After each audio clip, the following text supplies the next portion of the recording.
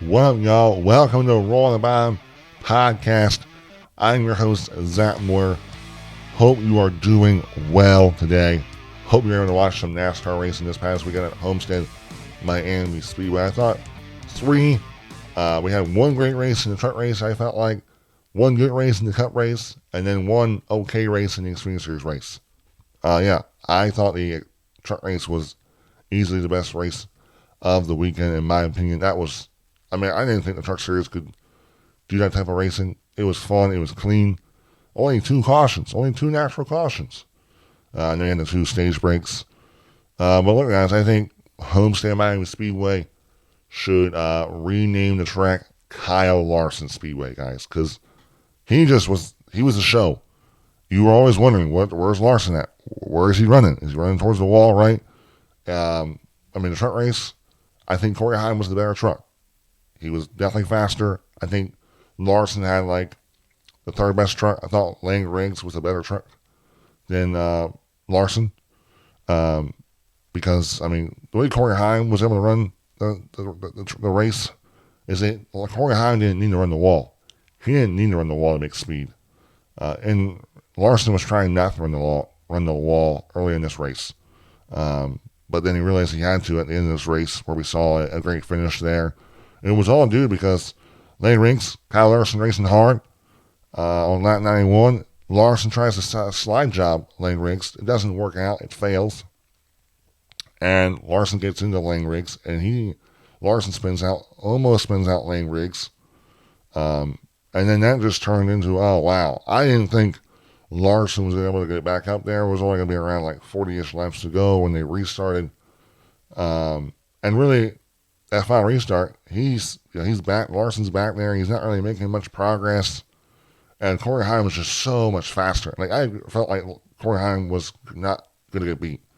But in this race, we also saw Ross Chastain. I'm forgetting about Ross Chastain. Ross Chastain had a super, super fast long run car, but not a super fast long run car. He had a super fast short run car, but a terrible long run car.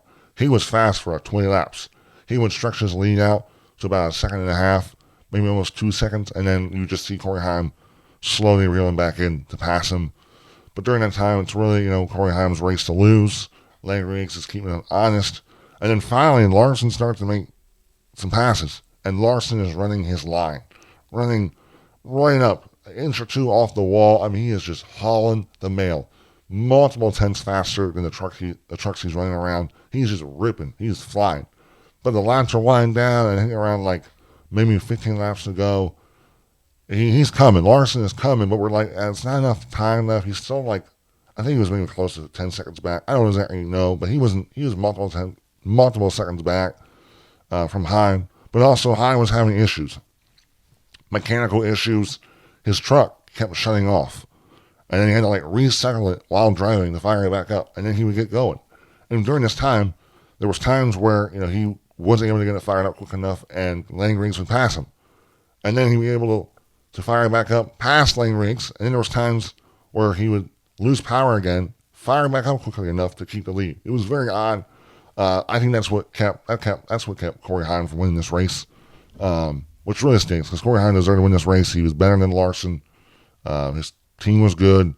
I think Corey Heim had better pit stops. Larson's crew was maybe a little bit slower than Heim's, but Larson ripping the wall, Heim having issues, and it kind of turned out to where there was a time there where Heim wasn't having any issues. And then right near the end of the race was the final 10 laps, Heim starts having those issues again where his trucks keep shutting off. And that's kind of what allowed Larson to actually win this race, really, because Lang Riggs was fast, but when Larson was running the wall, he was way faster than Lang Riggs. Was not faster than Heim, though. Heim was running faster times running the bottom than Larson was running the top. But because of the mechanical issues that we talked about, Heim, I think, lost the lead to Lang, and then here comes Larson, passes Lang, and then I think Heim was able to fire it back up, but it wasn't enough. Larson wins the race. Your top 10 was Kyle Larson first, second, Lang Riggs, third, Corey Heim, fourth, Tyler Ankrum, fifth, Daniel Hemrick, sixth, Ross Chastain, seventh, Jake Garcia, eighth, Chandler Smith, ninth, Grant Ingfinger, Mm-mm-mm. But like I said, it was a good race. I mean, especially the end of this race. It was really fun, really entertaining. But yeah, I mean, I will say, Lane Riggs, very impressive. Lane, I think, won 3 races last year. I think they were all during the playoffs, I believe. Yeah, Lane Riggs is starting to hit something here. With the Front Row Motorsports team, he's starting to find that speed. He's competitive. He's learning. I can easily see Lane Riggs being, the guy that can challenge for that championship against Corey Heim. But I mean, really, I think Corey. Really, I don't think you're gonna. I don't think Lane Riggs is gonna beat Corey Heim in wins. I think Corey Heim's gonna win the most races. But if Lane Riggs can get to that championship race and hit that setup at Phoenix, you could easily see Lane Riggs win the championship. But for right now, Corey Heim is the guy to beat. But yeah, that's all I'm going to talk about the truck race. Very good race. Now the Xfinity Series race. So around this time, the Xfinity Series race, I watched the last 50 laps. Wasn't able to watch the first half of the race. There were 6 cautions for 31 laps. Margin of victory was 0.348 seconds. Time of race was 2 hours and 32 minutes. But yeah, Justin Allgaier won this race. Really was nowhere near, the fastest car. Larson was the fastest car. Justin Allgaier was somewhat competitive in stage 2 and stage 1. He led a total of 21 laps there. But Larson was the class of the field. Larson, stage 3 happens, and that's when I got back from golfing. Larson, I believe, was out there by the final scheduled pit stop happens, and he's out there 10 plus seconds. He got out to a 15-second lead. He lapped the whole way up to I believe 6th place. That was how dominant Larson was. And Larson, guess where he was running? Right against the wall. Right against the wall. Now, I will say, though, is that Larson, wasn't the most dominant in stage 1. Sammy Smith won that stage. Also, Kyle Sieg finished second in stage 1. I mean, I was watching the highlights just so I could kind of have an idea of how how the race kind of played out. Excuse me. I also saw that Christian Eckes had an engine failure. I don't know what happened to Corey Heim. He finished 37th, and the highlights didn't show anything, so I don't know if he had a mechanical issue. Oh, I see.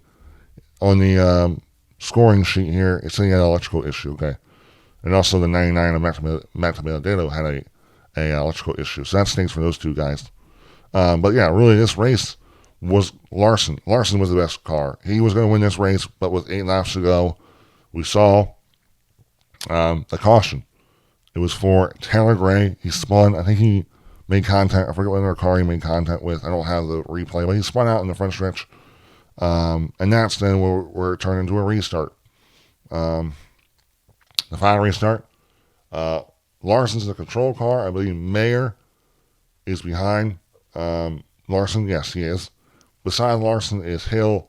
And then behind Hill, I believe, is Justin Allgaier. And they restart. And Larson, from what he talked about and what Mayer said, that Larson was playing a little bit of games and going to restart late in the restart zone. The restart zone, I don't exactly know the correct yardage from each line, but there's a section that the leader can go in. Once the leader launches in that restart zone, then everyone else goes. Everyone goes off the leader in that section. But if the leader does not go and they cross that second white line, then everyone else goes. But it looked like Larson was playing games, trying to kind of throw people off guard. And what was happening there is also Mayer was trying to time it as well. So it looked like what happened is Larson went in late in the box, right before the line, and Mayer's going. And what happened is when Larson got on the gas, Mayer was on his bumper, pushing Larson. Larson spun the tires, killed Larson's momentum, and that allowed Hill and Allgaier to get out in front of Larson, and then those 2 raced it out for the win. And Mayer, I think, passed Larson. Larson lost so much momentum there. And Larson was, trying to maybe, if something happened with Allgaier and Hill, I think Larson would have had a chance there, but also Mayer looked like he was better there on the short run than Larson. Yeah, Mayer was probably the second best car, especially on the short run. No one could match Larson on the long run. Larson was like his own league on the long run. We talked about 15 second plus lead. lap the whole way up to second, 6, I believe. And then, but yeah, with the battle for the win, Hill, Allgaier side by side. They're still side by side going to turns 1 and 2 in the white flag. But Hill got a little bit loose side by side. He washed up the racetrack and allowed Allgaier to clear him going down the backstretch for the final time. And then he finished it off in 3 and 4 to win he was the Hard Rock Bet 300. And look, man, you know what? It stings for Larson because Larson deserved to win that race. He was the best car. He was dominant. But Allgaier has been known to, the luck doesn't go his way sometimes. Allgaier doesn't, the luck does not go his way sometimes. So, Phoenix happened. Allgaier deserved to win that race at Phoenix, but then a late race restart. The restart does not go his way. He loses the race. Well, this time, the luck goes his way. He's fortunate, and he goes and wins the race and wins back-to-back. He won Las Vegas last week at a very dominant fashion, and he comes out here and steals one. And that's what you got to do. You got to take advantage of the opportunity he was dealt with, and stinks for Larson, but that's what you got to do, man. And Allgaier gets the win. Great win for him. Top 10 for this race was Justin Allgaier first, second Sam Mayer, third Austin Hill, fourth Kyle Larson, fifth Sheldon Creed, sixth Jesse Love, seventh Brandon Jones, eighth Nick Sanchez, ninth Daniel Dye, 10th Carson Quapple, Harrison Burton finished 11th, 12th Connor Zilic. Yeah, I felt like Connor Zilic. I think he ran like top 5 in this race last year in a part-time schedule, but he wasn't really, at least when I watched, he didn't really have the speed that, Allgaier had. But also his teammate Carson Quapple finished 10th, so he was nowhere kind of where Allgaier's speed was. It's a little bit disappointing. That was the only thing I took from it. William Sawash in a Joker's racing car finished 24th. Anything else notable from this finish? Trying to think here.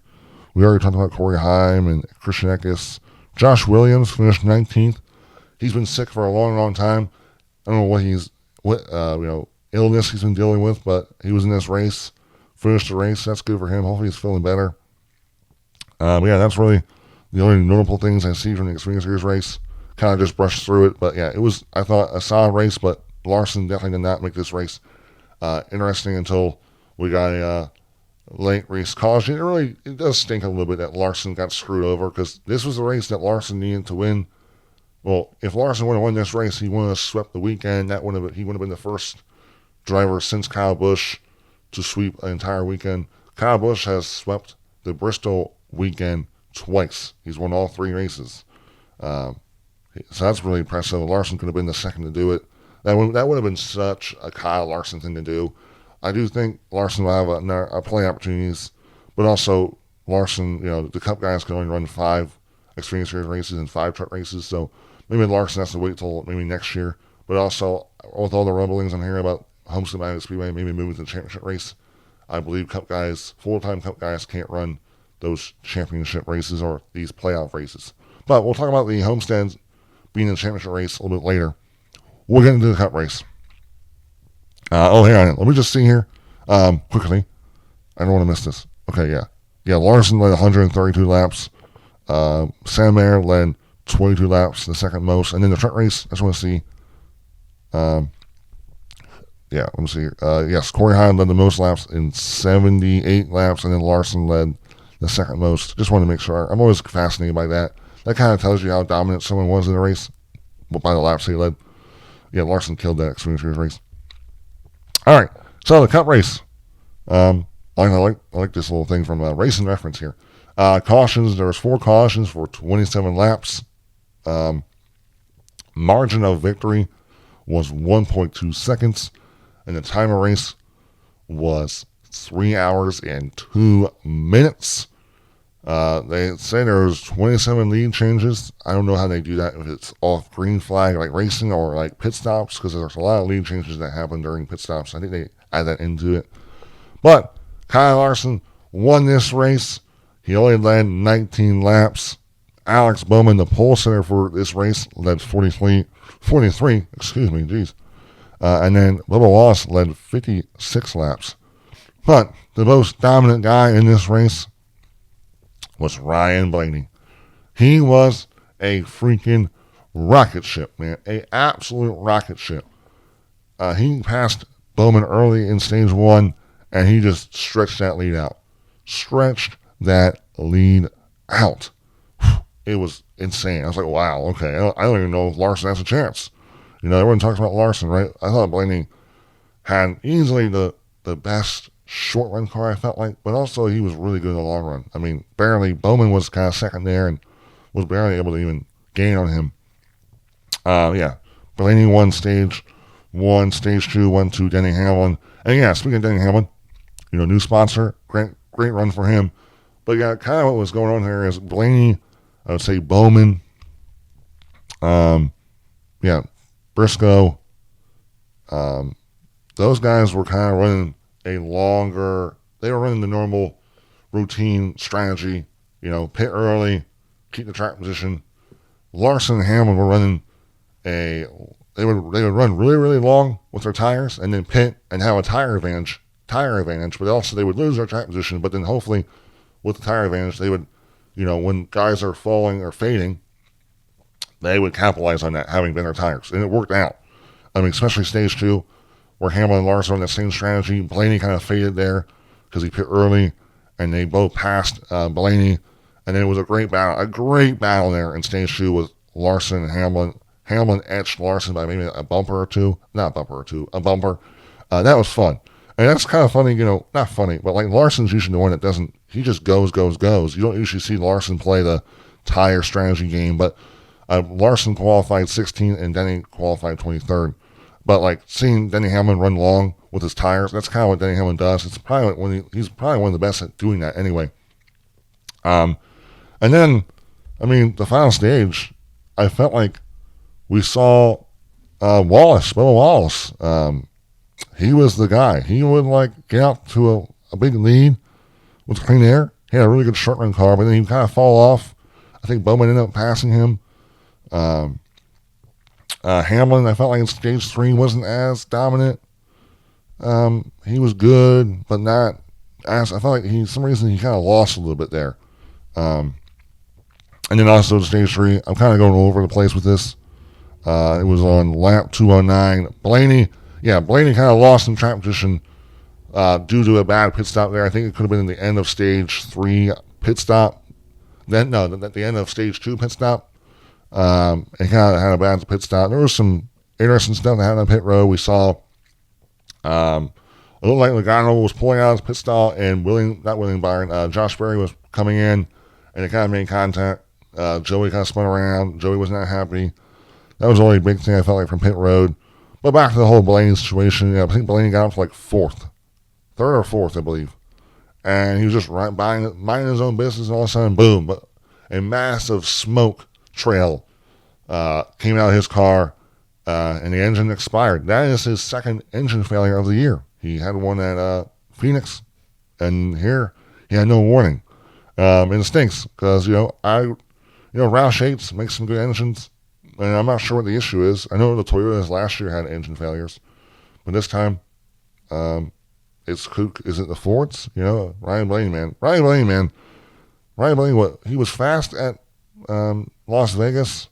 He was solid at Phoenix, and really incredible here at Homestead. But due to just mistakes by pit crew and just car failure, things that Ryan Blaney himself cannot control, I think has cost him opportunity to definitely win, especially at Las Vegas and especially here at Homestead. 2 mile and a halves, which also the Fords have not been known to be good at the mile and a halves either. So that'll be interesting to see.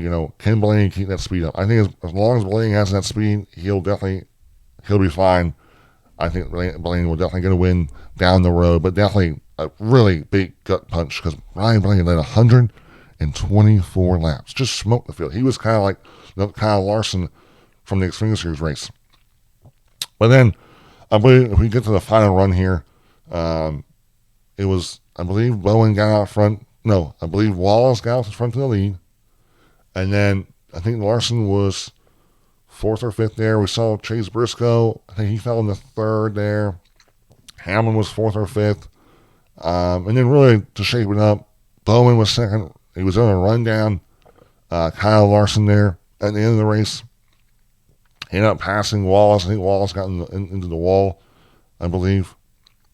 Lost the lead because of that. And then Larson was just coming. Larson was on a mission. He was running that wall, making way more speed than other guys like Hamlin, Briscoe. Hamlin did pass Briscoe. But really your top three ended up being Larson, Bubba second, and then first was Alex Bowman. Larson passed Bubba pretty cleanly there. And then it was just a battle between the two Hendrick Motorsports teammates there. And it looked like Larson was better. Way better. He was coming fast. Bowman was running the wall, but not making it anywhere near the same time as Larson. And we thought it was about 7 laps ago that we were going to end up seeing maybe, Larson was going to get there. But then, Bowman was running the same line Larson was. Now, Larson was really good, though, that he was fast enough that he could build a good enough run and, drive below these guys that were running the wall to make the passes. We don't know about that with Bowman, but Bowman didn't give us a chance. And he hit the wall coming off turn 4, and Larson passed him, cleared him. Bowman kind of stayed there for maybe a half a second for a couple laps, but he kind of faded there, and Larson took the W. First win of the season. His 30th career win. Yes, Larson's 30th career win. Speaking of Kyle Larson, he said that if he was in the old car, that he would have 50 wins. Larson had 6 wins with Chip Ganassi from, I believe, 2014 to 2020. He won 10 races in 2021. So that means it's been 4 years since that, 2021. So he would have to have 10 wins each season or more. Technically he would have more than 10 wins since 2021. Yeah, if he would have won the same amount of races, I'm getting a little confused here. I'm probably confusing you guys a little bit here. He won 10 races in 2021. Let's say he wins 10 races from 2021, 2022, 2023, and 2024. He would have had, he would have had 46 wins. Yeah, 46 wins, technically. Well, on this win, it would, I believe, 47 wins. So he wouldn't have to win, one of the years, he wouldn't have to win, I guess, 13 races. All right, I believe so. I'm probably confusing you guys, but he says about winning 50, if he would have had 50 Cup wins if he had the old Gen 6 car, which, he was super dominant. And I believe that he would have been winning a lot more often than he has been winning, but he has won 14 races in this car, the most of any driver. And I'm sorry about that, guys. That was really confusing. But, yeah, Larson, that was a big statement for him to say that, but he would have to win more than 10 races one of these past 4 years in order to get 50 wins. But no, that's surprising. I mean, Kyle Larson is just so dominant, dude. He's so freaking good. And look, man, yeah, it stinks, though. I really hate the fact that he could have swept this weekend, and the reason he didn't was because he had a bad restart, and Sam Mayer hit him late, but also Larson was playing games. All right, but back to the Cup race here. All right, I don't want to be, gloating on Larson all episode. A lot of these podcasts is like the DBC and Denny Hamlin's podcast, they're all talking about Larson, I feel like, which he deserves his praise because he's incredible. But top 5 from this race was Kyle Larson first, second, Alex Bowman third, Bubba Wallace fourth, Chase Briscoe fifth, Denny Hamlin sixth, Chase Briscoe 7th, AJ Allmendinger 8th, Tyler Reddick 9th, Ryan Preece 10th, Justin Haley 11th, Zane Smith 12th, William Byron 13th, Austin Dillon, 14th, Joey Logano, and 15th, Eric Jones.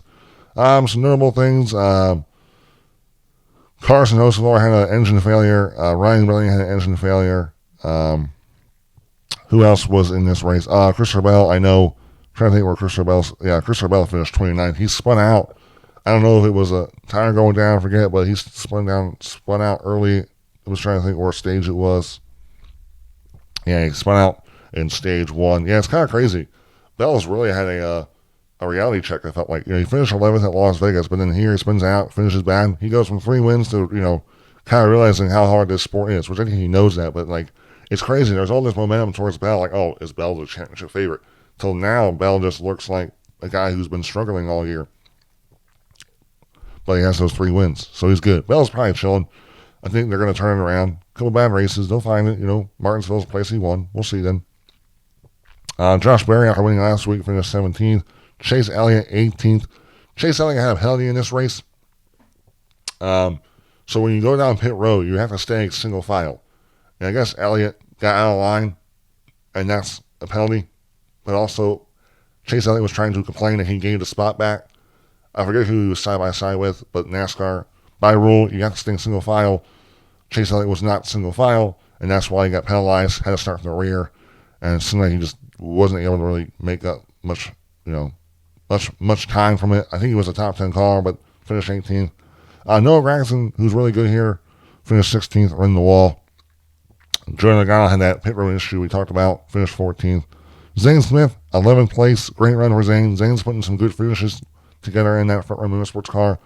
12th, William Byron. 13th, Austin Dillon, we talked about. I already named all these names. Now I'm just trying to give you guys more detail about them. Now I want to say something here, guys, if I can find it. Some people brought it up. Trackhouse Racing. Shane Van Gisbergen finishes 32nd. 33rd. No, not 33rd. I'm trying to think. Hang on. Oh, yes. 31st, Ross Chastain. Ross Chastain was 31st. 32nd, Shane Van Gisbergen. And then Daniel Suarez finished 22nd. And guess what? The guy that they got rid of in Zane Smith finished 11th. I'm a little bit worried for Trackhouse. I'm a little bit worried about them because they were the thing back in 2022 and even early in 2023. But ever since the halfway through 2023, they kind of lost some of that. Daniel won early in Atlanta, and Ross ended up winning late in 2023. No, Ross ended up winning late in 2024. Getting my days a little mixed up here. We saw SVG win in 2023, the Chicago Street Race, but besides that, they have just struggled. Ross has been hit or miss, but, SVG, he's struggling on the ovals. He's been pretty good at the road courses. Daniel Suarez has also been struggling, though. They're just, I think, really struggling with all 3 cars. They haven't really found consistency yet. Now, it is early, but I do think it's fun. The guy they got rid of is running, really, really good now, and he's having success. Also, Ty Gibbs finished 25th. He's also struggling pretty bad right now. He needs to find something. I think, I was hearing on the radio that Ty Gibbs was literally narrating his lap by lap. So while he's in the turn, he's telling the crew what's wrong with the car and how the car's handling. That's when you know it's bad, when you have to literally talk while driving to let your team know what is going on.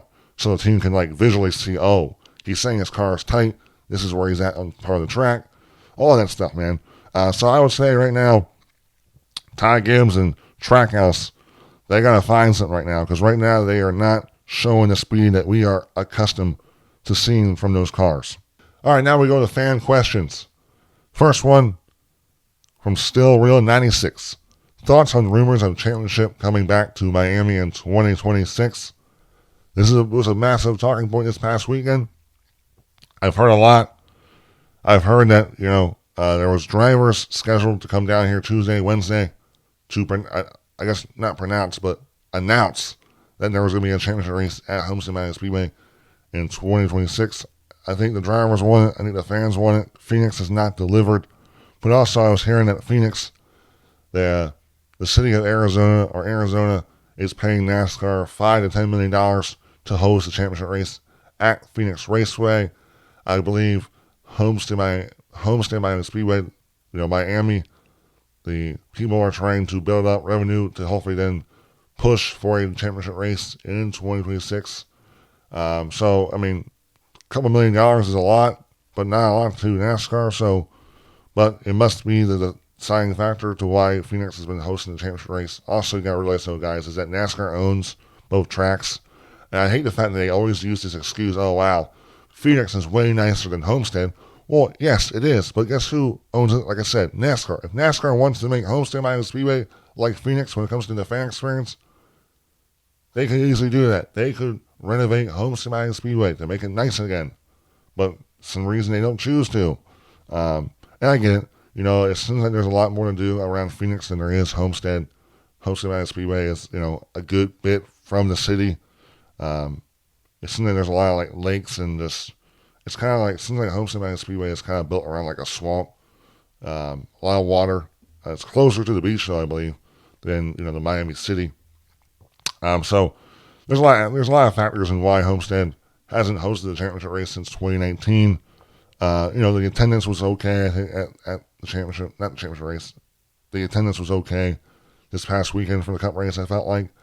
I think, personally, I would expect a full house for the championship race there. It always sold out. It was packed for the championship race when NASCAR was there, so I wouldn't expect any less. I think it also seats more than Phoenix. It might. I don't know. But yeah. But also I was hearing from Doral McClear that the plan is Homestead 2026 and Las Vegas 2027. So there's a lot of talks about a rotation in the playoffs, or at least the championship race. And also there's a playoff committee where a bunch of people are meeting, I don't know, weekly or monthly to decide what format they should go to crown their champion. I know Chris Rebell's in that format. There's a couple of drivers I think that are involved with it. So depending on, the new format, maybe Homestead, becomes the last race of the season, but it doesn't become the deciding factor in who wins the championship. Like, right now, currently, it's, Phoenix is currently the winner-take-all race. 4 drivers race for 1 championship. You may not have it. Homestead technically will be where the champion is crowned, but it may not be where the champion wins the championship, in the sense of, that championship could be locked up going into Homestead, depending on what format they choose. But yeah, that's kind of what I think about Homestead. I would love Homestead. I think it's a great racetrack. I think it puts on the best racing, but the fan experience is important. And if Homestead is not putting the effort into making a nicer facility, but also it's owned by NASCAR, and NASCAR can easily make it a nicer facility if they wanted to.